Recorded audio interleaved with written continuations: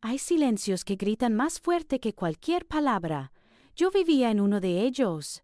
Mi nombre es tu nombre. Y esta es la historia de cómo un susurro inocente de mi hijo de 5 años destrozó la fachada de mi vida perfecta, revelando un abismo de traición y un plan que casi me cuesta la vida. ¿Están listos para escuchar lo que se esconde detrás de las puertas cerradas?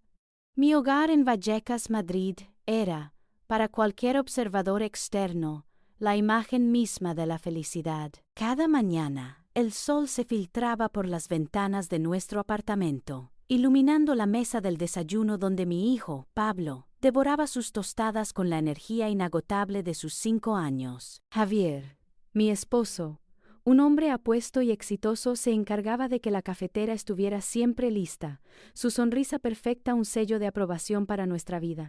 Era el marido ejemplar, el padre cariñoso, un hombre de negocios respetado, siempre impecable, con un don para la palabra y para hacer sentir a la gente importante.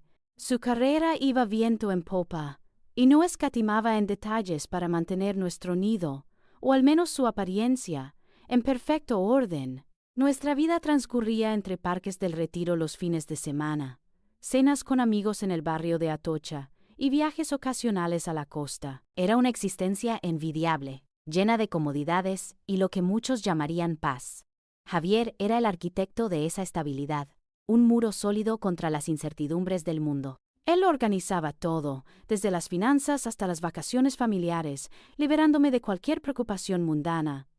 Y yo, ingenuamente, le agradecía esa carga. Sin embargo, detrás de esa fachada de porcelana, algo siempre se sentía desplazado. No era una grieta obvia, sino más bien una sutil capa de hielo que cubría la superficie de nuestro matrimonio. Javier era cariñoso, sí, pero su afecto a menudo se sentía programado, como una coreografía bien ensayada. Sus abrazos eran firmes, sus besos precisos, pero pocas veces sentía la calidez espontánea que anhelaba. Había un frío sutil en sus ojos a veces, una distancia que no se cerraba ni siquiera en los momentos más íntimos. Yo me decía a mí misma que era mi propia inseguridad, la presión de mantener una imagen perfecta. Me convencía de que toda relación tenía sus fases, sus altibajos. Él era tan perfecto en todo lo demás. ¿Cómo podría haber algo realmente malo? Era una inquietud silenciosa, un murmullo persistente en el fondo de mi mente que siempre me obligaba a dudar de mi propia percepción.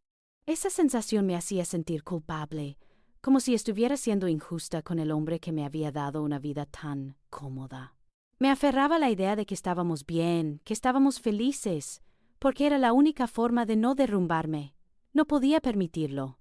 Pero esa mañana, el 23 de abril, el fino cristal de mi autoengaño se hizo añicos. Pablo, que normalmente corría por la cocina como un torbellino, se acercó a mí con una lentitud inusual. Sus pequeños dedos rozaron mi mano mientras yo servía el café de Javier, y su mirada, que solía brillar con la inocencia desbordante de la infancia, estaba ahora nublada por una sombra. Javier acababa de salir al balcón para atender una llamada, su voz grave resonando por el pasillo. Fue entonces cuando Pablo, con un aliento que olía a miel y a tostadas, susurró tan bajo que apenas lo escuché, como si el propio aire temiera captar esas palabras. «Mamá, ya no quiero ir a casa». Mi mano se detuvo, el café a punto de desbordar la taza.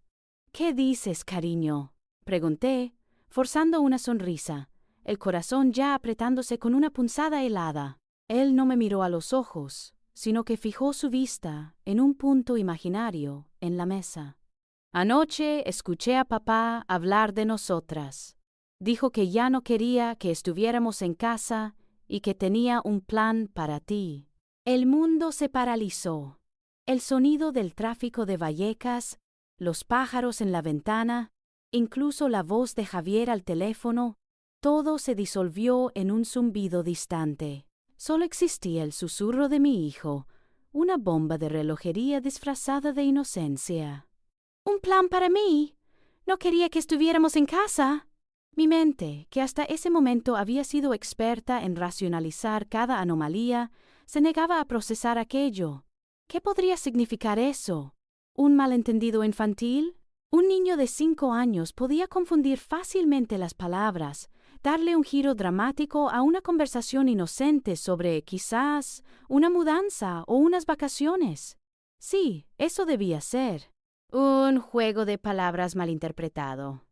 Mi amor, dije, intentando que mi voz no temblara.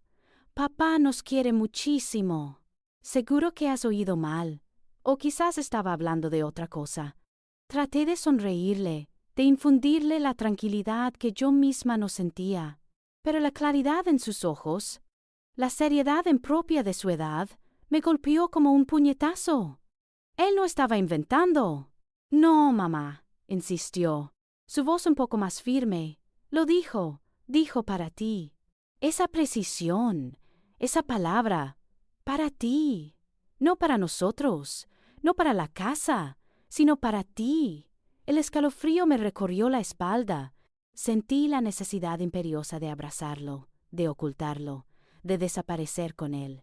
Pero Javier regresó del balcón en ese instante, su sonrisa impecable, ajeno al torbellino que se había desatado en mi interior. Me miró, notó mi mano temblorosa, la taza de café casi desbordada. ¿Todo bien, mi vida?, preguntó con su tono habitual de preocupación controlada. Sí, claro, respondí, forzando una carcajada débil. Pablo y yo estábamos recordando una tontería de ayer.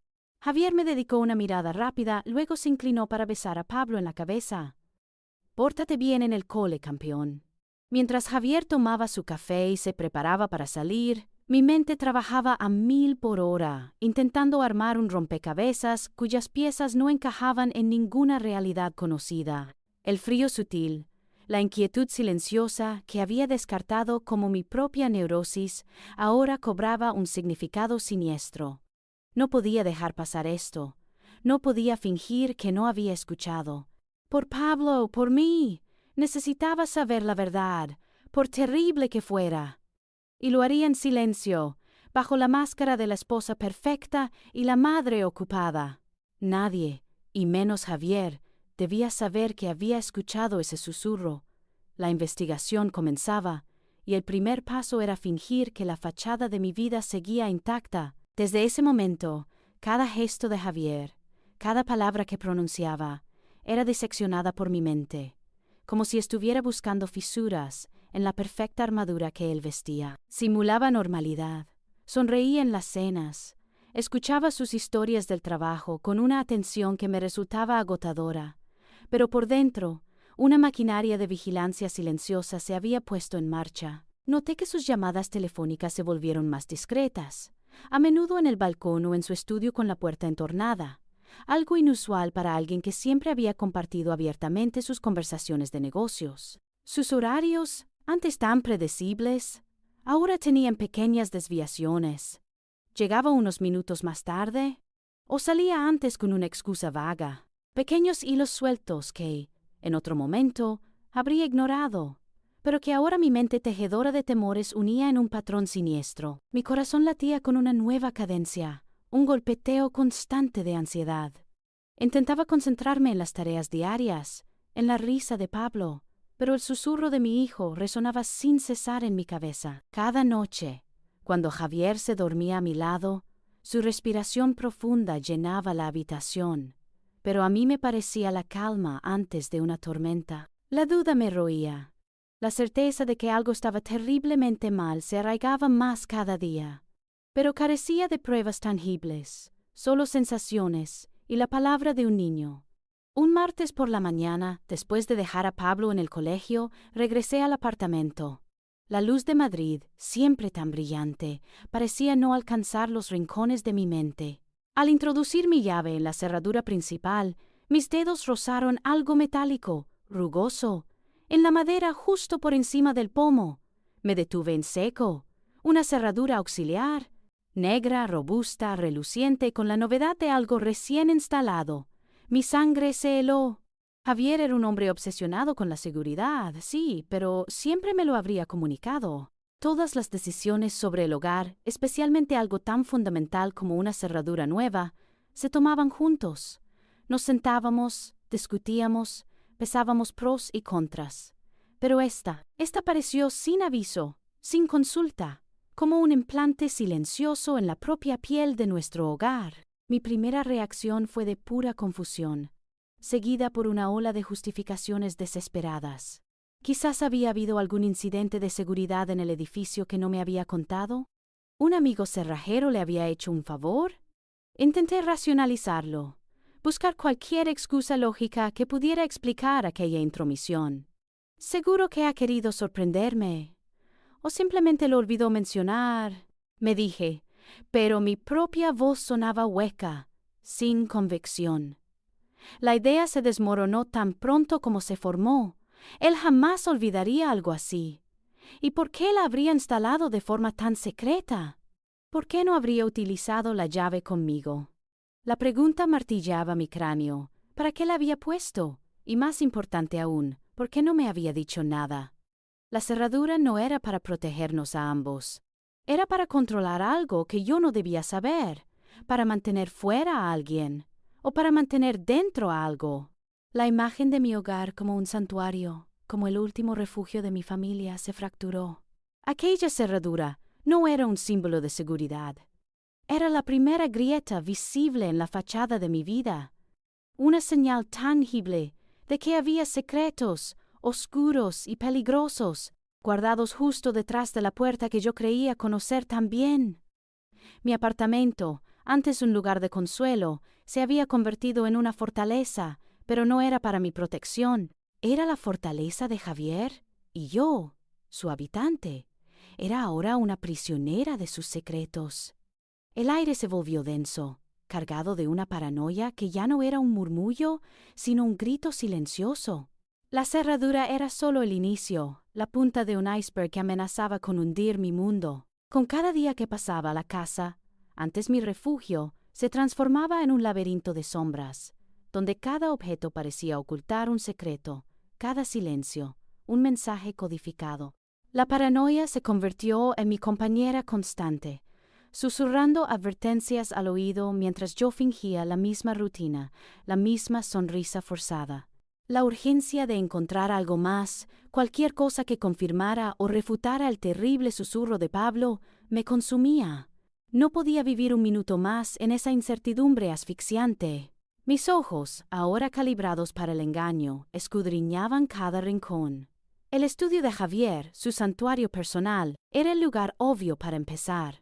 Él solía jactarse de su sistema de organización, pero yo sabía que, como todo lo demás en su vida, era una fachada. Una noche, mientras él dormía profundamente, o eso parecía, me deslicé silenciosamente hacia su estudio.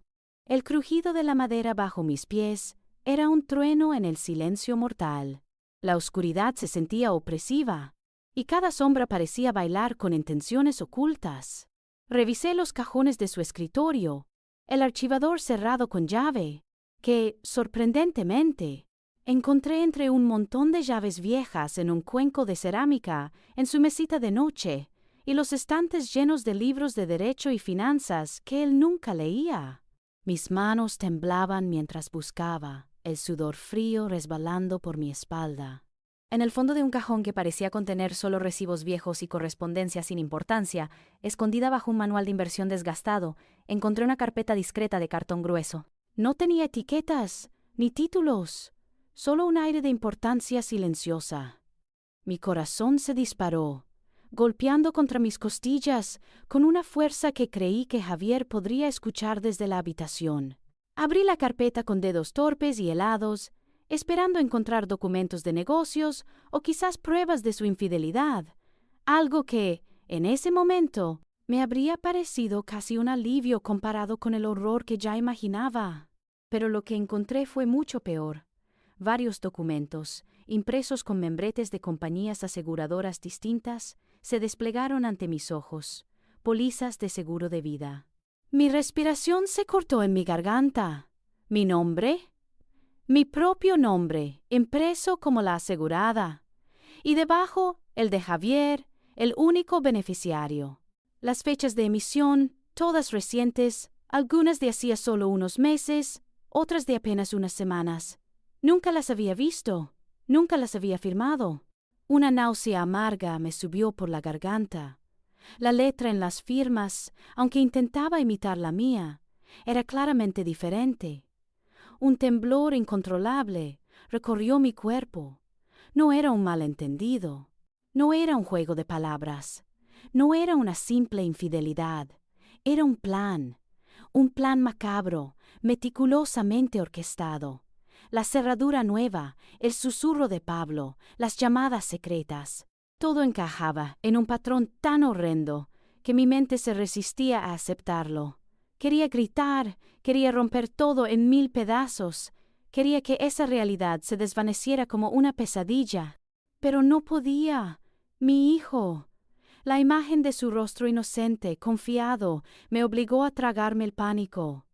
Javier no solo quería deshacerse de mí, quería beneficiarse de mi muerte. El miedo se transformó en terror puro y petrificante. Mi propia vida estaba valorada, no en amor o felicidad, sino en una suma de dinero que él cobraría. Sentí que me ahogaba, el aire en el estudio de repente demasiado denso para respirar.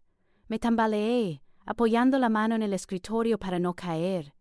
Mi nombre en esos documentos era una sentencia de muerte. El hogar, que ya se había vuelto una jaula, ahora se revelaba como una trampa mortal, y yo, su presa inconsciente, había estado viviendo al borde de mi propia aniquilación. Con el corazón martillando, volví a guardar las pólizas exactamente como las encontré, con una nueva determinación grabada en mi alma: sobrevivir. La determinación de sobrevivir ardió en mí con una ferocidad helada. Aquellas pólizas eran una condena, un contrato de muerte disfrazado de protección, y mi nombre, la firma invisible de mi verdugo.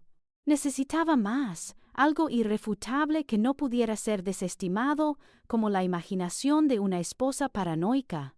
Mis sentidos se agudizaron. Cada ruido, cada ausencia, cada cambio en el patrón de Javier se grababa en mi memoria como una nueva pista. Javier, por su parte, parecía haber intensificado sus precauciones. Sus llamadas se volvieron aún más furtivas, a menudo refugiándose en el balcón con la puerta de cristal cerrada, o en su estudio, con la puerta entornada, pero no lo suficiente como para que yo pudiera escuchar claramente.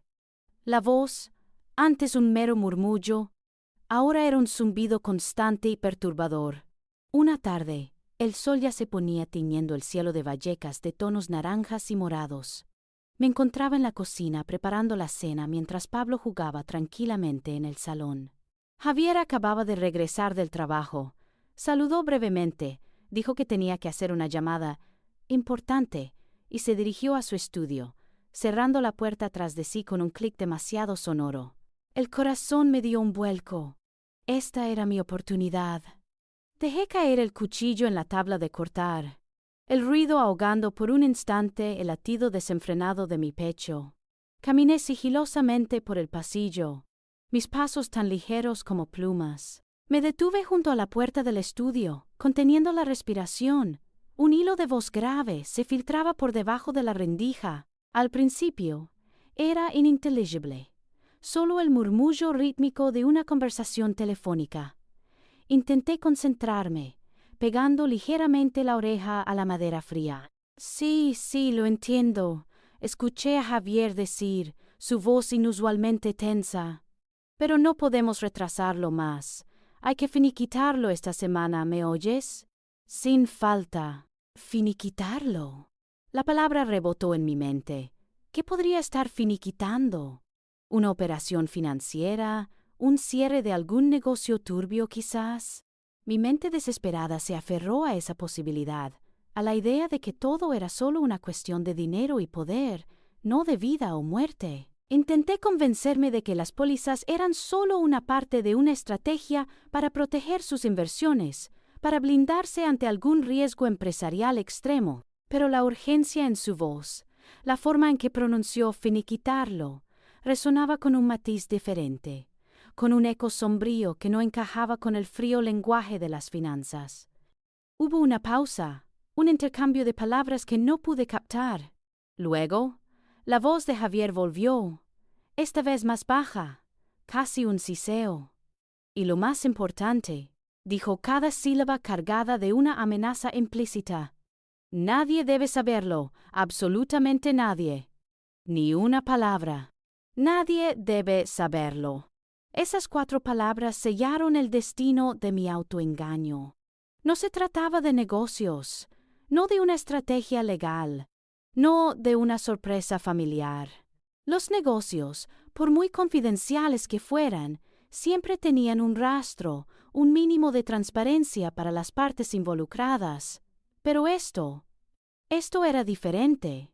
Era el lenguaje de la conspiración, del secreto más profundo y oscuro. La cerradura nueva, la que había aparecido sin mi conocimiento, de repente cobró un significado aún más oscuro. Era para asegurar que nadie entrara, que nadie supiera lo que sucedía dentro. Las pólizas de seguro, que antes eran una prueba silenciosa, ahora eran una sentencia firmada en tinta invisible, con una fecha límite implícita en las palabras de Javier. Un escalofrío me recorrió la espalda, no ya por el miedo abstracto, sino por la certeza glacial. El rompecabezas, que hasta ese momento había tenido piezas dispersas y confusas. El susurro de Pablo, la cerradura, las pólizas, las llamadas furtivas, ahora empezaba a unirse, formando una imagen tan nítida como horrenda. El plan para mí, el deseo de que no estuviéramos en casa. Las palabras de Javier al teléfono eran el calendario de mi propia ejecución. Él no solo quería mi dinero, quería mi silencio, y para conseguirlo estaba dispuesto a borrar mi existencia. Mi hogar, que ya se sentía como una jaula, ahora me parecía el escenario de una trampa cuidadosamente tendida, y yo, sin saberlo, había estado bailando al son de su mortal melodía. Me retiré de la puerta, el corazón martilleando contra mis costillas, la respiración superficial y entrecortada. El aire de la casa se volvió denso, irrespirable. La amenaza era inminente, y ya no había vuelta atrás. La única pregunta era: ¿cuánto tiempo me quedaba? La pregunta de cuánto tiempo me quedaba resonó en mi cabeza como una campana fúnebre. Ya no podía limitarme a escuchar o a observar pasivamente. Tenía que actuar, y rápido. Javier tenía un plan, y yo necesitaba desentrañar cada capa de su meticulosa traición. Las finanzas. Era el siguiente eslabón lógico. Un hombre como él, obsesionado con el dinero y el control, dejaría un rastro, incluso si intentaba borrarlo. Esperé hasta la medianoche. Pablo dormía profundamente, soñando, sin saber el infierno que acechaba en la casa. Javier, agotado por su día de conspiraciones, también se había sumido en un sueño pesado a mi lado. Me levanté sigilosamente, el corazón martillando una vez más, y me dirigí al estudio. La oscuridad era mi cómplice. El ordenador de Javier, su fortaleza digital. Recordaba que él, a pesar de su astucia, a veces usaba contraseñas sorprendentemente simples para cosas que consideraba sin importancia, como su cuenta de correo personal antigua o ciertos archivos en la nube. Con manos temblorosas, intenté una combinación que usaba para un servicio de películas que compartíamos. Para mi sorpresa, la pantalla parpadeó y me dio la bienvenida a su escritorio. Una oleada de adrenalina me invadió, seguida de una profunda vergüenza por estar invadiendo su privacidad, pero la vida estaba en juego. Navegué por sus carpetas, buscando cualquier cosa que pudiera estar relacionada con dinero. Sus cuentas bancarias. Sabía dónde guardaba sus documentos fiscales, pero acceder a sus movimientos en línea era más directo. Recordé cómo, una vez, en un momento de prisa, me había dictado su usuario y una de sus contraseñas para hacer una transferencia urgente mientras él estaba en un viaje. Con los dedos cruzados, los introduje y funcionó. La pantalla se llenó de números, fechas y transacciones. Mis ojos se movieron rápidamente, buscando anomalías. No pasó mucho tiempo antes de que un patrón emergiera. Cada mes, con una regularidad inquietante, una transferencia de una cantidad considerable de dinero salía de su cuenta. El destinatario no era un proveedor, ni un colega, ni un miembro de la familia. Era un nombre que nunca antes había visto. Silvia Castro. Mi respiración se detuvo. Silvia Castro. ¿Quién era esa mujer? ¿Una nueva asociada de negocios? ¿Una inversión secreta? Mi mente intentó aferrarse a cualquier explicación lógica, pero el martilleo en mi pecho me decía la verdad. No era una transferencia única ni un pago aleatorio. Eran pagos regulares, sostenidos en el tiempo, lo que sugería una relación continua. La cifra era demasiado alta para una deuda, demasiado consistente para una ayuda esporádica.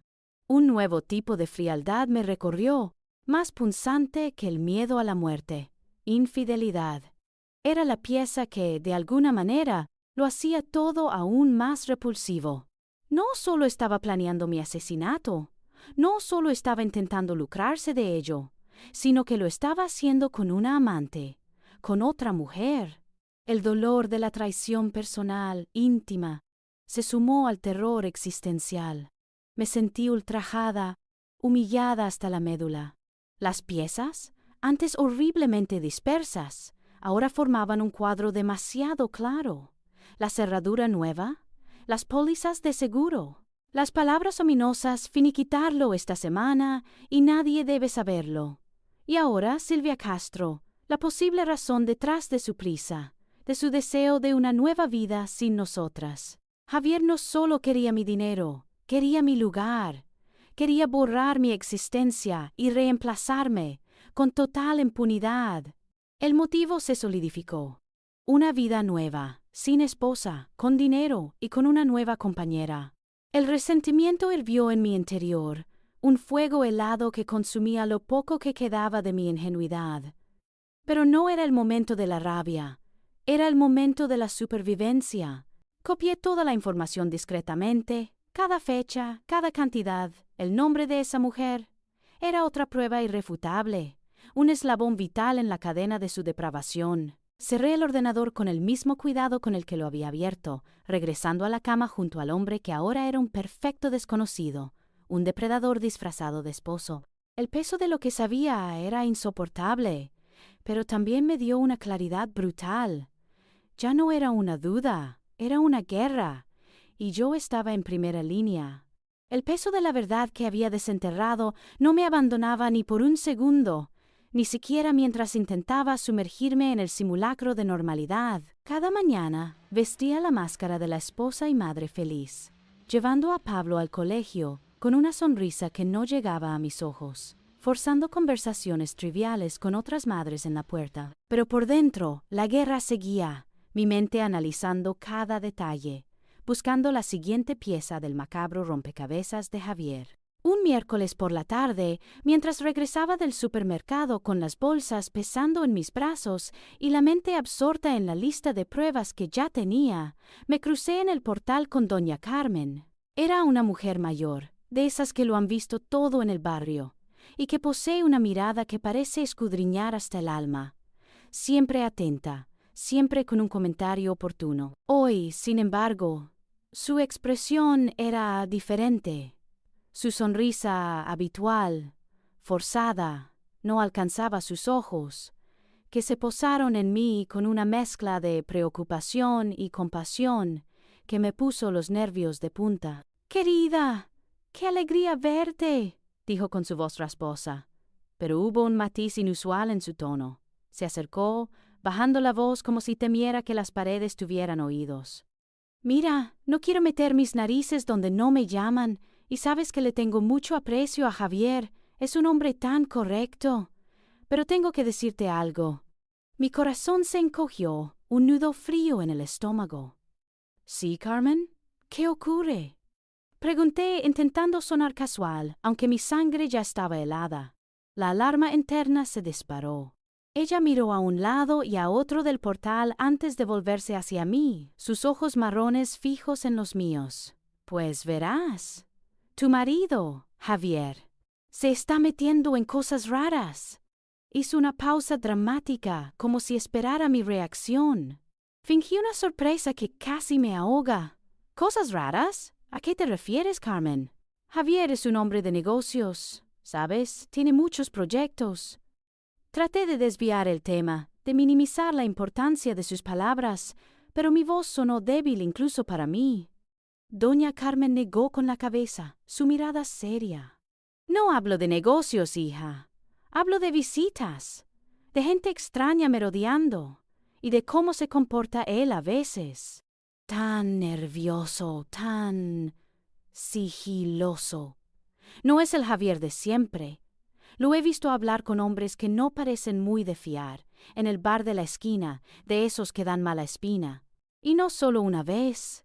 Ella no podía darme detalles, no tenía pruebas, solo impresiones. Pero para mí era oro puro. La advertencia de doña Carmen fue un escalofrío que me recorrió desde la coronilla hasta la punta de los pies. No estaba loca. Mi paranoia no era infundada. El mundo exterior, a través de los ojos de una vecina observadora, también estaba percibiendo las grietas en la fachada de Javier. Ya no era solo el susurro de mi hijo, ni mis propios descubrimientos secretos. Era la confirmación, desde una fuente externa, de que Javier no solo estaba comportándose de manera rara, sino que sus acciones estaban atrayendo la atención de otros. Me sentí un poco menos sola en mi aterradora odisea, pero al mismo tiempo, la vulnerabilidad se agudizó. Si una vecina podía notar algo, ¿cuán cerca estaba el peligro real? Javier se estaba volviendo descuidado, o simplemente había estado tejiendo su red con tanta audacia que era imposible no dejar hilos sueltos. Agradecí a doña Carmen con un nudo en la garganta, prometiéndole que hablaría con Javier, una mentira piadosa que me dolía pronunciar. Subí las escaleras, mis piernas temblaban, ya no por el peso de las bolsas, sino por la confirmación de que la amenaza se extendía más allá de las paredes de mi hogar. La imagen del marido ejemplar se desdibujaba rápidamente, revelando a un hombre enredado en una red de engaños y aparentemente de compañías peligrosas. La inocente advertencia de la vecina no solo reforzó mis sospechas, también me dio una perspectiva inquietante. El plan de Javier no era un secreto hermético. Había ecos, sombras, y el riesgo de que todo explotara de repente se sentía más inminente que nunca. Mi hogar, mi vida, ahora estaba no solo bajo su amenaza, sino bajo la mirada de un barrio que empezaba a susurrar. Y esos susurros, como los de mi hijo, eran gritos silenciosos que no podía ignorar. Necesitaba actuar, antes de que esos murmullos se convirtieran en la noticia de mi propia tragedia. La urgencia me carcomía. La mañana después de la advertencia de doña Carmen, y con las palabras de Javier sobre finiquitarlo esta semana resonando como un tambor en mi cabeza, una decisión impulsiva me llevó a cambiar mi rutina. Necesitaba más que susurros y documentos. Necesitaba una confirmación innegable, una que disipara cualquier atisbo de duda que aún se aferraba a mi mente. En lugar de ir al gimnasio o hacer recados, giré el coche hacia el apartamento. Mi excusa, si la necesitaba, sería que había olvidado algo esencial o que Pablo se había puesto enfermo en el colegio. Mi corazón latía desbocado mientras subía las escaleras. La llave temblaba en mi mano. Abrí la puerta con la discreción de una ladrona en mi propia casa. El silencio inicial fue lo que me puso en alerta. Un silencio que no era de ausencia, sino de algo contenido. Escuché risas ahogadas, voces bajas que no eran las de Javier hablando por teléfono. Eran dos voces, y una de ellas no era la mía. Un escalofrío me recorrió la espalda. Me deslicé por el pasillo, mis pasos tan ligeros que apenas existían. El salón, las risas venían de allí. Me asomé por la esquina de la entrada al salón, y el aire se me quedó atascado en los pulmones. Javier estaba allí, en nuestro sofá, ese mismo sofá donde Pablo y yo veíamos películas los fines de semana. Y no estaba solo. A su lado, con una familiaridad nauseabunda, estaba una mujer. La mujer de las transferencias bancarias, la Silvia Castro de mis peores pesadillas. Su cabello rubio caía en cascada sobre el hombro de Javier, y la mano de él estaba posada en su rodilla, acariciándola con una ternura que nunca me había ofrecido en años. Sus cabezas estaban muy juntas, sus sonrisas conspiradoras, íntimas, Había una botella de vino medio vacía en la mesita de centro, y 2 copas. Nuestra casa, mi casa, convertida en el nido de su traición. El shock fue tan brutal que por un momento mi cuerpo se negó a reaccionar. Mis ojos se fijaron en la escena, registrando cada detalle, la forma en que ella reía, el brillo en los ojos de Javier, la descarada posesión de su mano sobre ella. Luego, el shock dio paso a una oleada hirviente de humillación. Cada duda, cada migaja de sospecha, cada fragmento de prueba se unió en una explosión ensordecedora dentro de mi cabeza. No era solo un plan para matarme por dinero, era una traición total, personal, íntima.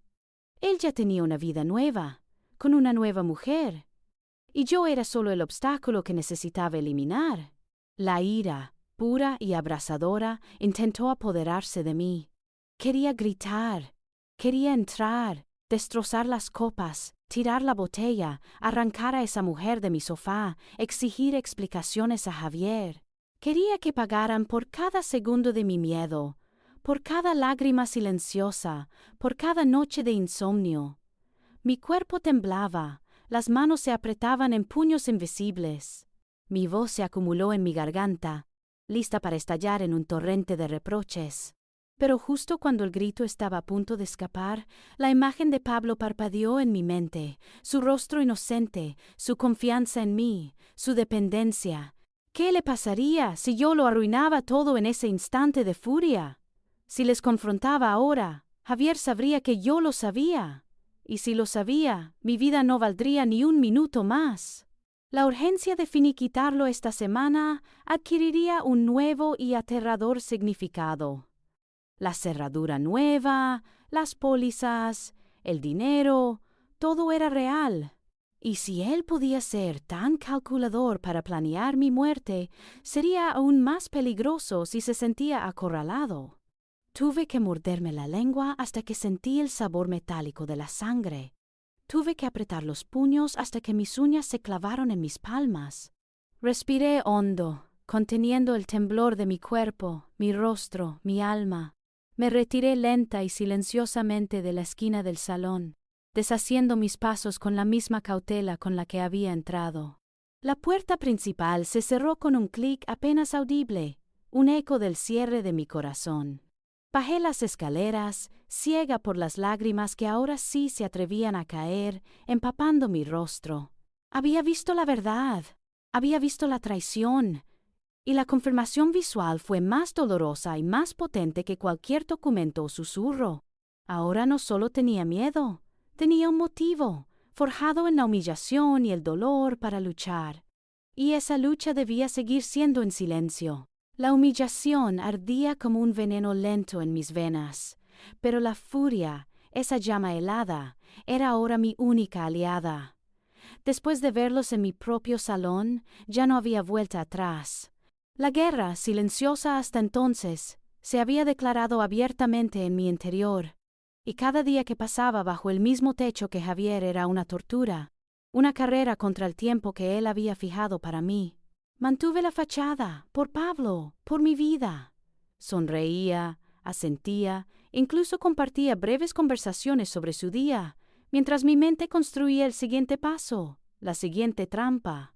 Necesitaba una prueba, una que no dejara lugar a dudas, que no pudiera ser desestimada como un malentendido o una obsesión. Los días transcurrieron en una niebla de vigilancia y miedo.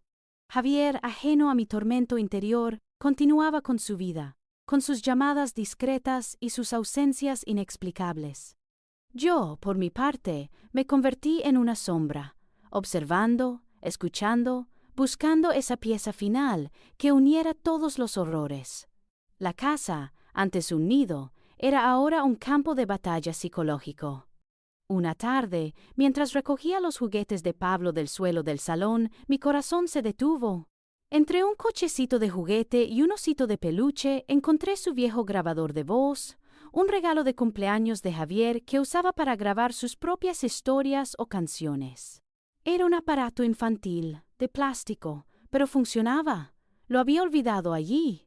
Mi hijo tenía la costumbre de dejar el grabador encendido, a veces por horas, capturando fragmentos aleatorios de su día. Con un pulso acelerado, lo encendí y pulsé reproducir en la última grabación. Esperaba escuchar la voz infantil de Pablo, o quizás el ruido de sus juegos. En cambio, después de unos segundos de estática y el murmullo de fondo de la televisión, escuché algo que me heló la sangre. Era la voz de Javier. Clara, inconfundible, pero cargada de una frialdad calculada que nunca le había escuchado. Estaba hablando con alguien, la voz grave y tensa, como en aquellas llamadas furtivas que había escuchado. Había un pequeño corte, el ruido de una puerta abriéndose o cerrándose, y luego sus palabras, pronunciadas con una precisión que retumbó en cada fibra de mi ser. Cuando ella firme el testamento, todo estará listo. Las palabras se repitieron en mi cabeza como un eco macabro. Cuando ella firme el testamento, todo estará listo. El aire se me fue de los pulmones. Me desplomé en el sofá, el pequeño grabador apretado en mi mano, su plástico frío contra mi palma sudorosa. Un escalofrío me recorrió la espalda, tan intenso que sentí que mis huesos se congelaban. Mi propio corazón, antes un tambor frenético, ahora latía con una lentitud aterradora. Cada pulsación un recordatorio de la sentencia que acababa de escuchar. La impotencia me invadió, un peso opresivo que me anclaba al asiento, incapaz de moverme, incapaz de respirar. Pero en medio de esa desesperación, una claridad brutal me golpeó.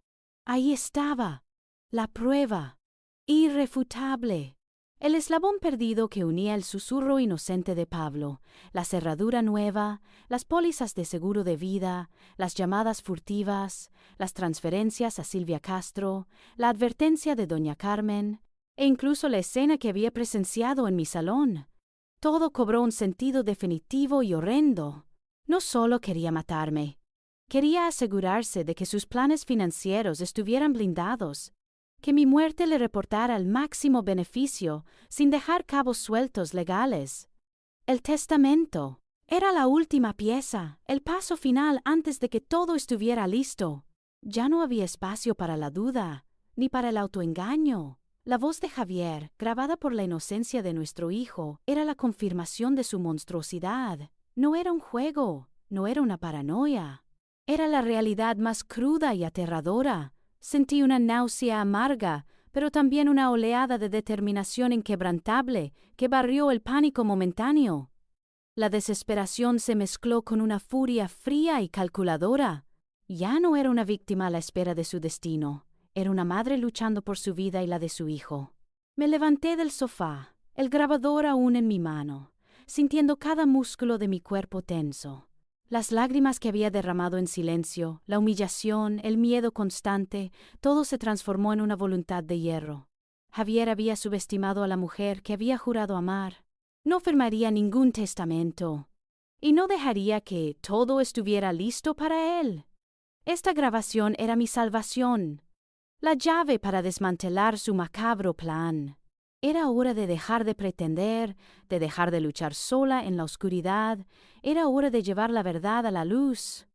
Llevar la verdad a la luz no era simplemente una metáfora. Significaba cruzar un umbral, exponer mi alma y mi terror más profundo a desconocidos que, muy probablemente, me mirarían con desconfianza. Con el pequeño grabador apretado contra mi pecho, como si fuera un escudo o un talismán, dejé a Pablo en casa de mi hermana con una excusa vaga y el corazón encogido, sabiendo que cada minuto que pasaba era un riesgo. Mi hermana, aunque preocupada por mi aspecto demacrado, no preguntó demasiado, una bendición en ese momento. Me dirigí a la comisaría de Policía Nacional, no muy lejos de Atocha, sintiendo cada paso como una caída al vacío. La fachada de la vida perfecta, de la esposa contenta, se desmoronaba con cada baldosa que pisaba. La sala de espera era impersonal, un lugar de paredes grises y sillas incómodas, un mundo ajeno a la pesadilla de cristal que yo habitaba. Después de una espera que se sintió eterna, un agente joven, de rostro amable pero ojos cansados, me condujo a una pequeña oficina. Allí 2 hombres de mediana edad, el inspector Martín y el sargento Ruiz, me recibieron con la seriedad burocrática propia de la institución. Intenté mantener la calma mientras les relataba mi historia. La voz apenas un susurro al principio, luego fortaleciéndose con la ira y la determinación. Les conté sobre el susurro de Pablo, la cerradura, las pólizas, las llamadas, las transferencias, la advertencia de la vecina, la escena en mi salón. Al principio, sus rostros reflejaban exactamente lo que esperaba, un escepticismo cortés.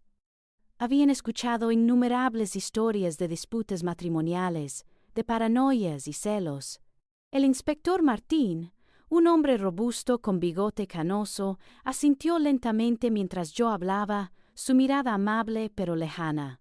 «Señora», dijo con voz pausada, «entendemos que está pasando por un momento muy difícil. Los conflictos de pareja pueden llevar a la imaginación por caminos inesperados, sin pruebas sólidas». Su voz se apagó, pero el mensaje era claro. Mi historia, sin más, era inverosímil. El sargento Ruiz, más joven y con una cicatriz sobre la ceja, se limitó a tomar notas, su pluma rascando el papel, pero sus ojos no se encontraron con los míos. Sentí una oleada de desesperación. Había dado el paso, había expuesto mi vulnerabilidad y me estaban despidiendo con un gesto de compasión. «Pero tengo pruebas», exclamé, mi voz rompiéndose. «Tengo el grabador de mi hijo». Anoche, sin querer, captó algo. Mi mano temblaba mientras sacaba el pequeño aparato de mi bolso, un objeto infantil que contenía una verdad tan adulta y monstruosa. Había practicado el momento, sabía exactamente dónde estaba la grabación. Mis dedos torpes pulsaron el botón de reproducir. La voz de Javier llenó la pequeña oficina, resonando con una frialdad y una claridad estremecedoras. Al principio solo era el sonido ambiente, luego el murmullo ininteligible de un diálogo, y finalmente las palabras, pronunciadas con una precisión aterradora. «Cuando ella firme el testamento, todo estará listo». El silencio que siguió fue diferente. Ya no era el silencio escéptico de antes, sino un silencio cargado, denso, pesado. La pluma del sargento Ruiz se detuvo. El inspector Martín, que hasta ese momento había mantenido una postura relajada, se irguió de golpe. Sus ojos, antes distantes, ahora fijos en el grabador con una intensidad helada. Los 2 hombres se miraron, una comprensión tácita cruzando entre ellos. La incredulidad se desvaneció, reemplazada por una alarma grave y palpable. Escucharon la frase una vez más, luego otra, a petición del inspector. La frialdad de la voz de Javier, la mención explícita del testamento y la ominosa frase «todo estará listo» no dejaban lugar a dobles interpretaciones. Esto es muy serio, señora», dijo el inspector Martín, su voz ahora grave y sin rastro de la anterior condescendencia. «Necesitamos que nos cuente todo desde el principio, con el mayor detalle posible. Y este grabador es una prueba crucial». Su mirada ahora era de respeto, de preocupación genuina.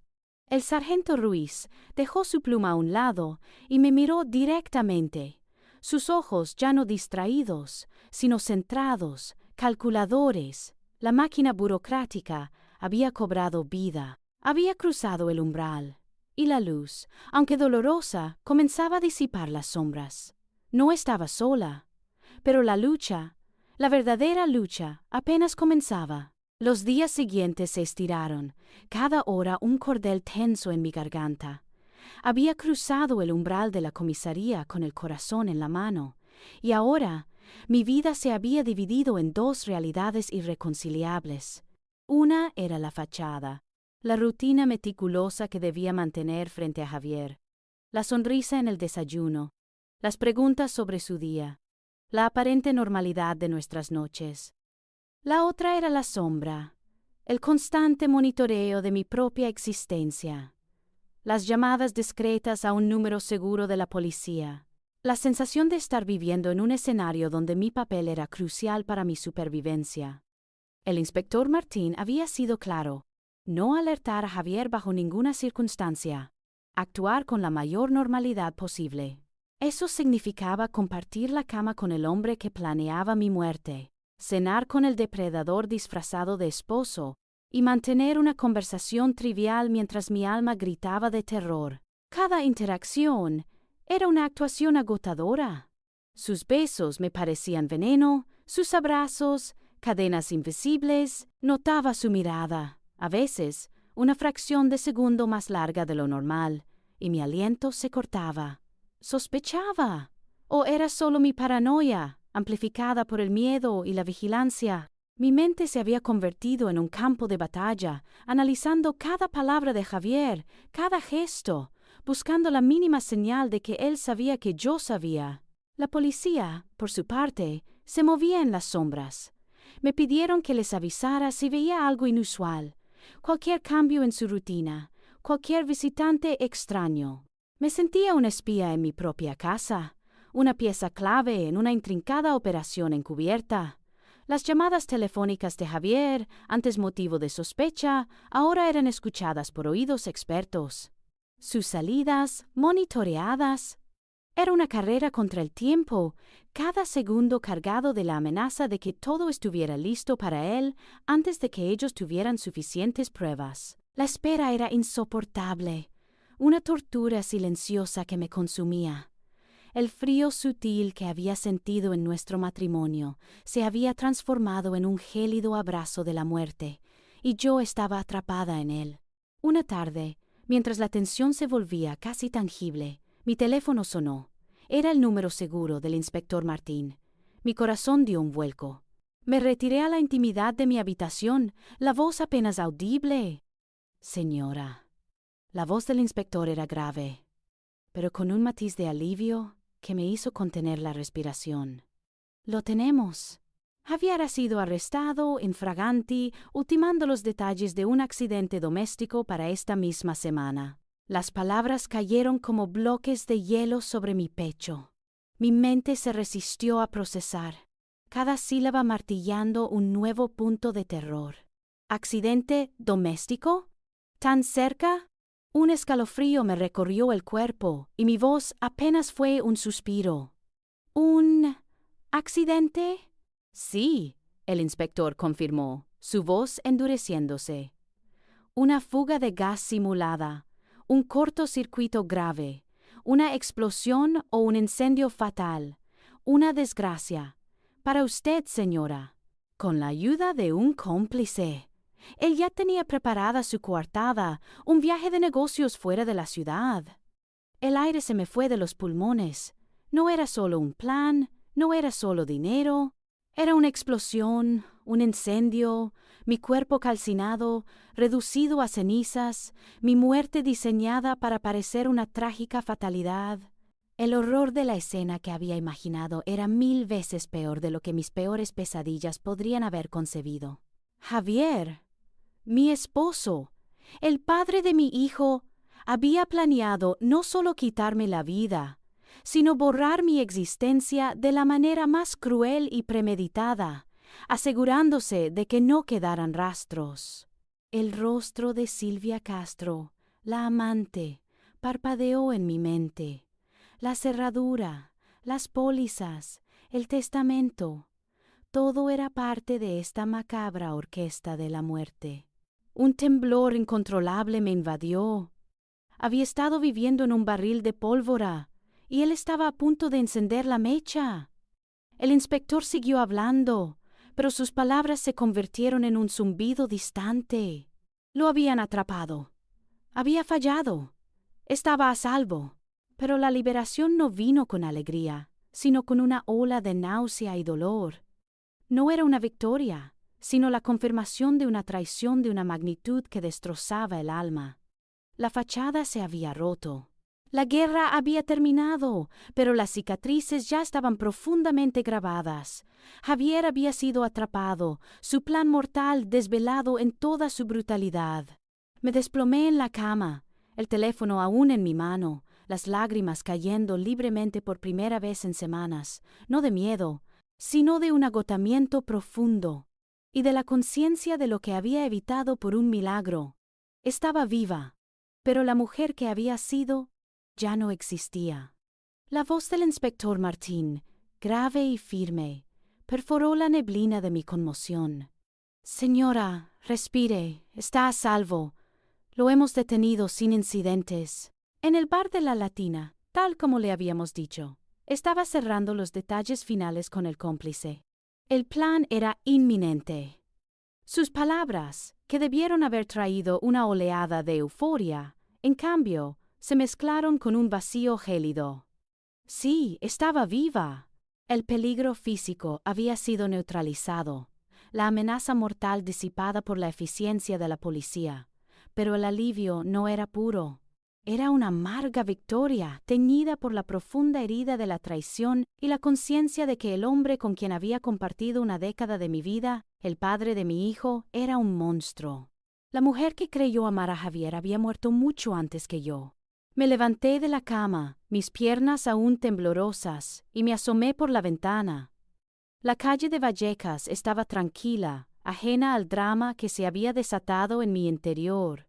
Imaginé la escena, nítida como si la hubiera presenciado. Javier, con su traje impecable, sentado en un rincón sombrío de un bar, su sonrisa de depredador ocultando la maldad de sus intenciones. Luego, las luces intermitentes, los agentes irrumpiendo, su rostro, quizás primero de sorpresa, luego de fría resignación o indignación. La imagen era tan vívida, tan dolorosa, que cerré los ojos, intentando borrarla. Era la confirmación visual de lo que mi mente ya sabía. Él era capaz de todo. El inspector me aseguró que Javier había sido trasladado a la comisaría y que el cómplice también había sido detenido.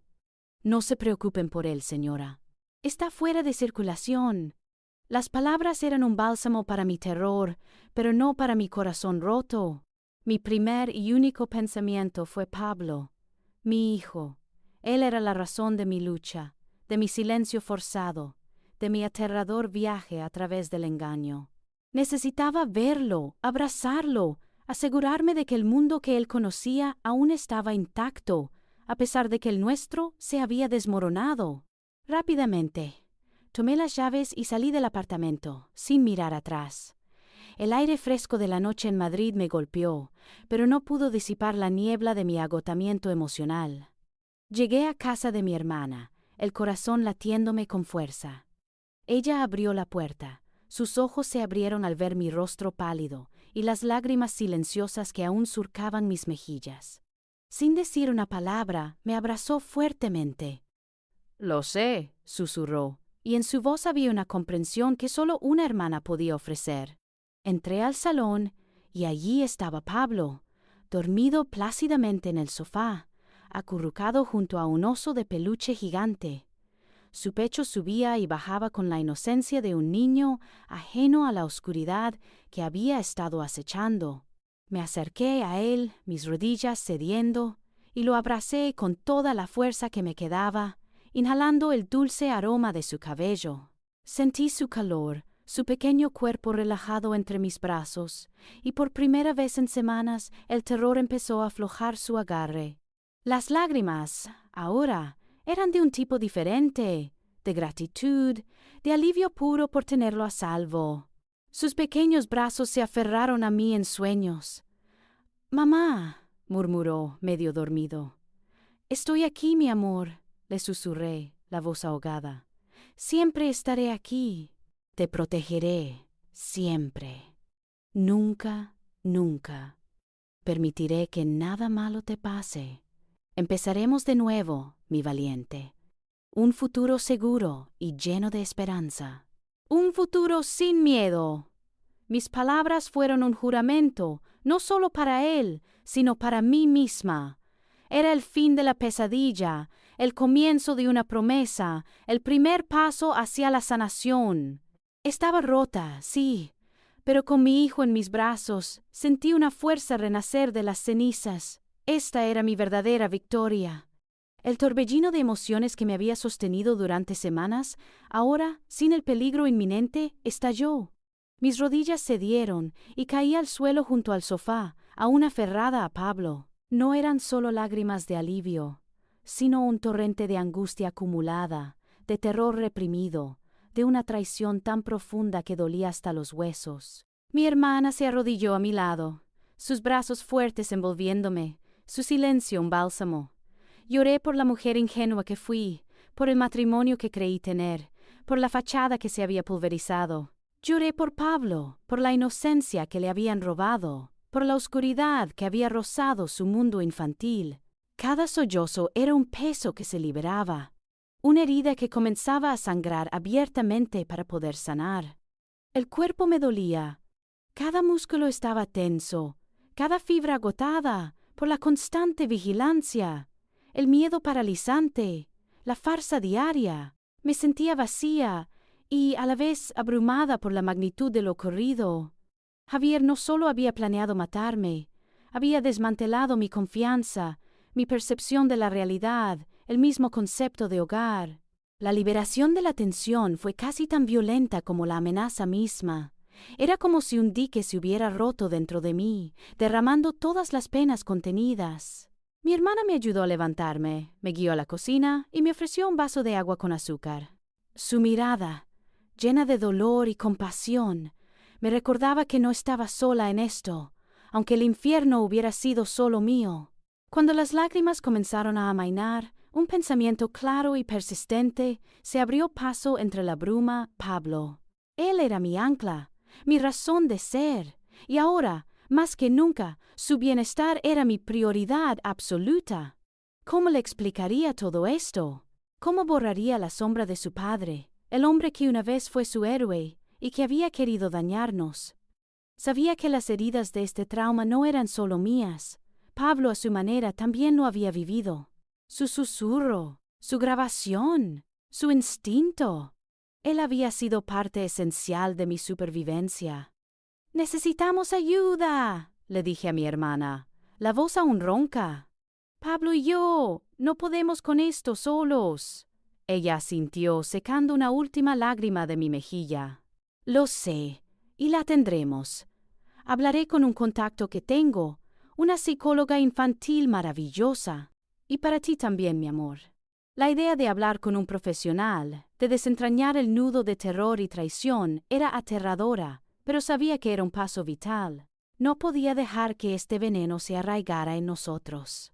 Esa misma noche, con Pablo durmiendo en la cama de mi hermana y Javier tras las rejas, regresé a mi apartamento. La puerta se abrió a un silencio diferente, ya no cargado de amenaza, sino de un vacío desolador. Miré la cerradura auxiliar que Javier había instalado, el símbolo de su traición, y sentí un escalofrío. Esa cerradura tenía que irse, todo rastro de él. Al día siguiente tomé las primeras decisiones concretas para reconstruir mi vida. Llamé a un cerrajero. Observé con una extraña catarsis cómo desmantelaba no solo la cerradura que Javier había puesto, sino también la principal. Quería sentir que el control de mi hogar volvía a mis manos, que nadie, excepto yo, tenía la llave de mi santuario. Las nuevas cerraduras, simples pero robustas, eran más que metal y mecanismos. Eran el primer símbolo tangible de mi independencia, de mi decisión de recuperar la seguridad y la paz. Limpié la casa, abrí las ventanas de par en par, permitiendo que el aire fresco y la luz de Madrid barrieran las últimas sombras de su presencia. Era un comienzo, un paso pequeño pero inmenso, en el largo camino hacia la sanación. Las cicatrices estaban ahí, y siempre estarían, pero ahora tenía la oportunidad de elegir cómo sanarían. Elegir sanar no era un acto pasivo, era una decisión activa, una serie de pasos concretos y dolorosos que debía dar, uno tras otro, con la esperanza de que cada uno me alejara un poco más del abismo. Lo primero fue desvincularme financieramente de Javier. Cambié todas nuestras cuentas bancarias, cerré las conjuntas y abrí unas nuevas, solo a mi nombre. Fue un acto simbólico de recuperar el control, pero también una necesidad vital, un blindaje contra cualquier resquicio de su influencia que pudiera quedar. La lucha económica, un factor que Javier siempre había controlado con mano de hierro, se presentó como un nuevo obstáculo. Sus cuentas estaban bloqueadas y las mías, aunque intactas, no reflejaban la realidad de un hogar con una sola fuente de ingresos. Tuve que revisar mis ahorros, buscar un trabajo que me permitiera flexibilidad para Pablo y al mismo tiempo mantener nuestra dignidad. Hubo noches de insomnio, haciendo números, sintiendo el pánico de la incertidumbre financiera. Pero cada pequeño logro, cada factura pagada, cada gasto ajustado, me infundía una extraña satisfacción. No solo estaba sobreviviendo, estaba aprendiendo a sostenerme por mí misma, a construir desde cero una vida que era por mía, no la que Javier había diseñado. Luego vino la mudanza. El apartamento de Vallecas, que una vez fue nuestro hogar, se había convertido en un monumento a la traición. Cada rincón, cada sombra, me recordaba el miedo y el engaño. No podía quedarme. Era necesario arrancar esas raíces envenenadas. Encontré un pequeño piso en un barrio más tranquilo, lejos de las miradas curiosas y de los recuerdos omnipresentes. Fue difícil. Arrancar a Pablo de su entorno, de los parques y los amigos que conocía, pero era vital para nuestra paz. Inscribí a Pablo en una nueva escuela, más pequeña, con patios llenos de risas desconocidas. Verlo adaptarse, aunque con cierta timidez al principio, me dio una inyección de esperanza que no sabía que necesitaba.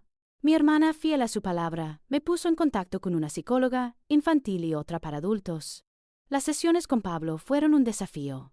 Explicarle la ausencia de su padre, la razón por la que papá ya no estaba en casa, fue una de las conversaciones más dolorosas de mi vida.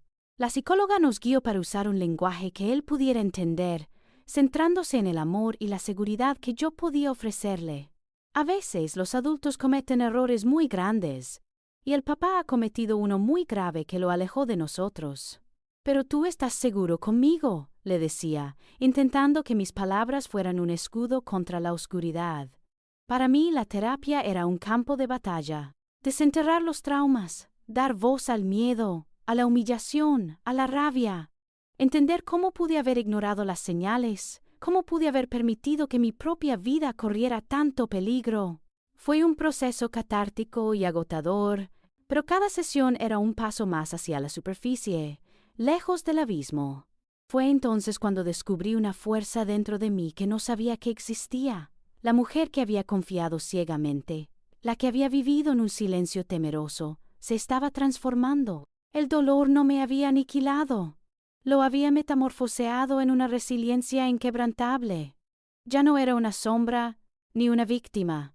Era una superviviente, una madre que lucharía con uñas y dientes por su hijo, por su futuro. Las cicatrices de la traición y el miedo permanecían, sí, pero ya no definían mi esencia. Eran la historia de mi lucha, el testimonio silencioso de una victoria personal. Con cada decisión, cada paso adelante, sentía que estaba reescribiendo mi propia narrativa, no con tinta de dolor, sino con la promesa de una esperanza renovada. Meses después, cada amanecer era un lienzo en blanco que pintábamos juntos, Pablo y yo, con los colores de una vida que se atrevía a ser libre. Las nuevas cerraduras, el nuevo barrio, la nueva escuela. Todo era un recordatorio constante de que habíamos elegido la vida, la resiliencia, por encima de la sombra de la traición. Aprendí a manejar las finanzas, a negociar, a confiar en mi propio criterio. Descubrí que la fortaleza que creía haber perdido, o que nunca supe que poseía, estaba allí, latente, esperando la adversidad para manifestarse. Pablo, con la increíble capacidad de los niños para adaptarse, florecía. Sus risas volvieron a ser despreocupadas, sus dibujos coloridos y llenos de dragones y castillos, no de sombras. La terapia había sido una herramienta invaluable, un espacio seguro para desentrañar los nudos del miedo y la culpa, para entender que el amor de una madre era la única verdad inmutable. Una mañana de primavera, con el aire ya templado de Madrid y el sol tiñendo de oro las calles, nos dirigíamos a la estación de Atocha.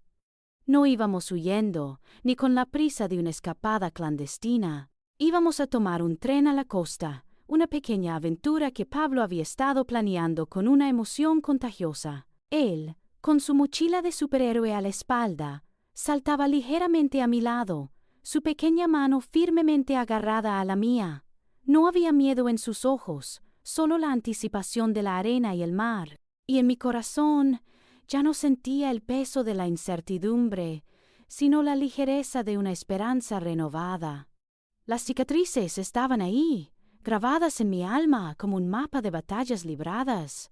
Recordaba la punzada de ver a Javier y a esa mujer en mi salón, el escalofrío al escuchar su voz en la grabadora de Pablo, la humillación de las pólizas de seguro.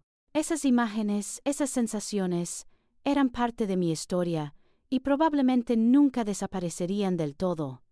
Pero ya no eran heridas abiertas que sangraban, eran el testimonio de una resurrección. Cada vez que el tren se deslizaba por las vías, cada vez que miraba el paisaje pasar, no veía un pasado de terror, sino un futuro que se abría ante nosotros, brillante y lleno de posibilidades. El miedo, ese huésped persistente que me había mantenido prisionera durante tanto tiempo, había sido expulsado de mi casa y de mi espíritu. Lo habíamos echado a patadas, Pablo y yo, con cada risa compartida, con cada abrazo, con cada amanecer en el que elegíamos seguir adelante. Comprendí que la verdadera fuerza no residía en la ausencia de miedo, sino en la capacidad de enfrentarlo, de actuar a pesar de él. El amor por Pablo había sido mi motor, mi escudo, la fuerza inquebrantable que me impidió caer en el abismo.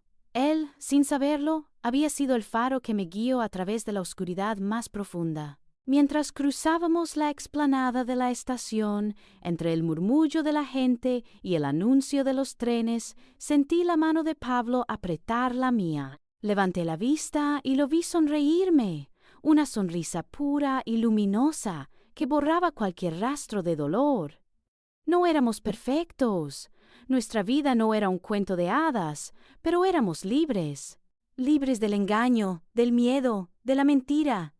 Habíamos renacido, sí, como el fénix de las cenizas de una vida que casi nos consume. Este viaje, este nuevo amanecer, no era solo un destino, era una declaración de resiliencia, de amor incondicional, de la victoria de la vida sobre la traición. Javier estaba donde debía estar, enfrentando la justicia por sus crímenes. Nosotros, en cambio, estábamos caminando hacia adelante, hacia la esperanza, hacia el sol, y eso, lo sabía, era la verdadera y única victoria que importaba.